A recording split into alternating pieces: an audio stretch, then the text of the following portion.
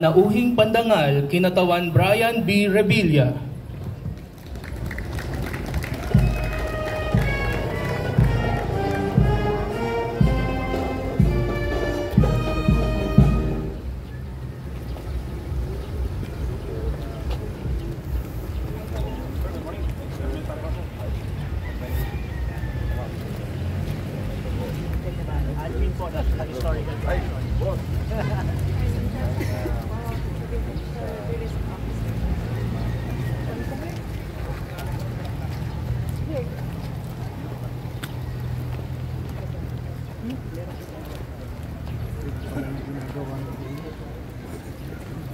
Kahit sa init lang.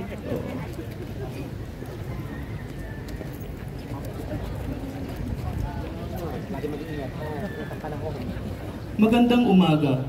Maligayang pagdating sa dambanang Emilio Aguinaldo.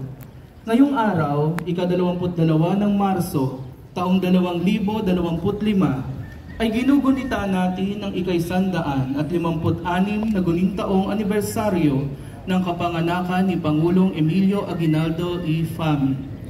Inaanyayahan ng lahat na makiisa sa pagtataas ng watawat sa pangunguna ng ating panauhing pandangal, kinatawan Brian B. Revilla, kasama sina Pangalawang Patnugot Tagapagpaganap Alvin Alcid, Pambansang Komisyong Pangkasaysayan ng Pilipinas, Punong Bayan Angelo Emilio Aguinaldo, nakakatawani ni Konsehal Cynthia G. Aguinaldo, Punong Lalawigan Atina Briana Tolentino, Lalawigan ng Cavite, nakakatawanin ni Binibining Elenia Imelda Rosel Sanggalang, Colonel Oliver F. Bailon, Philippine Navy Marines, Inspector General, NRC, Police Colonel Dwight Alegre, Cavite Police Provincial Office, nakakatawanin ni Lieutenant Colonel Willie Bergado Salazar, Deputy Provincial Director for Administration Cavite, Police Provincial Office, at sasaksihan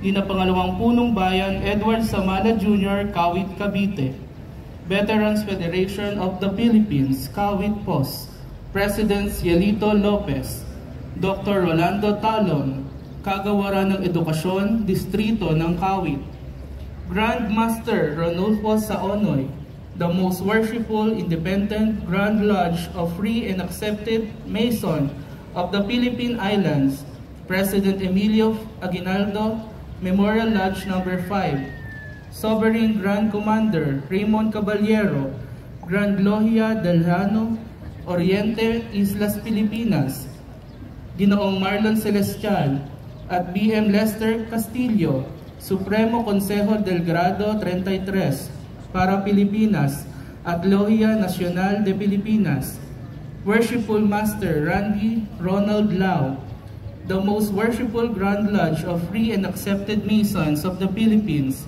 Emilio Aguinaldo Masonic Lodge No. 31, Most Worshipful Grand Master Chan Lestat Hongko, Gran Logia Soberana de Archipelago Pilipino,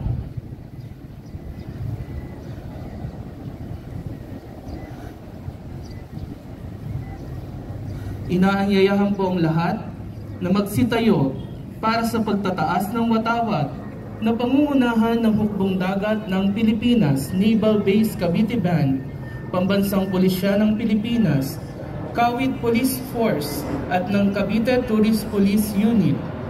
Mga kababayan, ang pambansang awit ng Pilipinas.